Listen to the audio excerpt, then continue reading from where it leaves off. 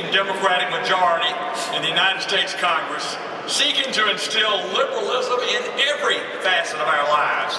Last fall, we wondered what we would face if Obama were elected president with large Democratic majorities in Congress. And now we're getting a pretty darn good idea. Our worst fears have become a reality.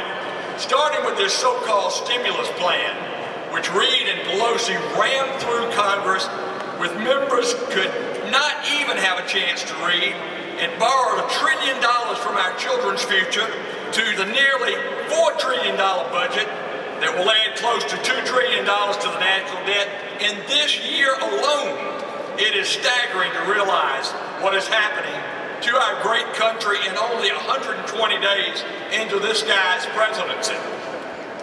The media last week was in a literal frenzy about Obama's 100-day grade. If his first 100 days are any indication of what's to come, then, ladies and gentlemen, brace yourselves and, most importantly, hold on to your wallets. And if we have to suffer 8 long years with Obama as president, he will effectively double the national debt to $20 trillion. Are we going to let that happen? No! Thank you. We are not going to let that happen. Obama, Harry, and Nancy are going to try and force through Congress this misguided cap and tax program to combat global warming. It's a convoluted Ponzi scheme. It might make Enron happy. It might make Bernie Madoff happy, and of course Al Gore, but it would cost each American household about $3,000 per year in increased energy utility costs. Make no mistake about it, this is not about saving the earth. This is about a job redistribution away from us, away from the South. Jobs that we have gained over the last 100 years because of our low, good, productive labor cost. And taxing Americans' productivity in search of a down payment for their big government programs. That's what it's all about, folks.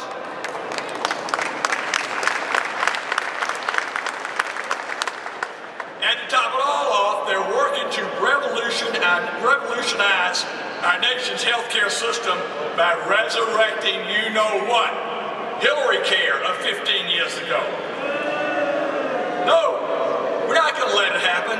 And as chairman of the House GOP Doctors Caucus and a member serving with my good friend Nathan Deal on the Energy and Commerce Committee, my #1 priority in Washington this year is to ensure that the federal government is not making health care decisions for you. We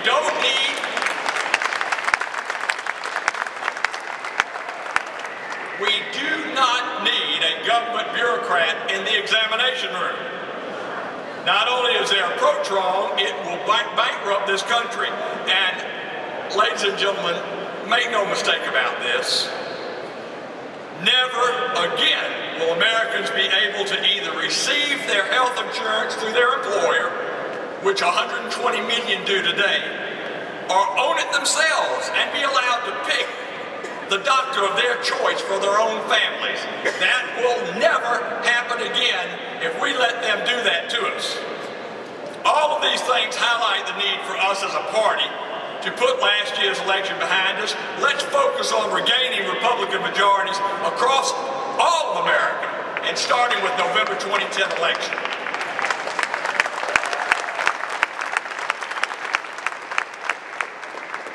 As we are fighting this battle in Washington, it is more important than ever that you remain engaged, focused, and energized, as JC said, to grow our party and prevent the Democrats from succeeding in Georgia in next year's elections.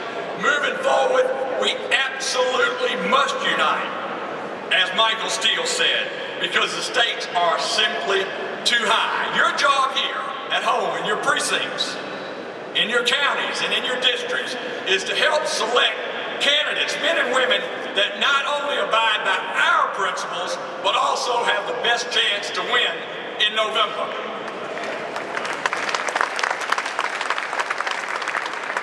All of you need to encourage your friends and your colleagues to tune in more to our talk radio and TV giants.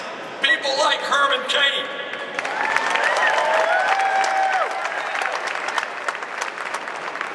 And Sean and others. I could go on and on here.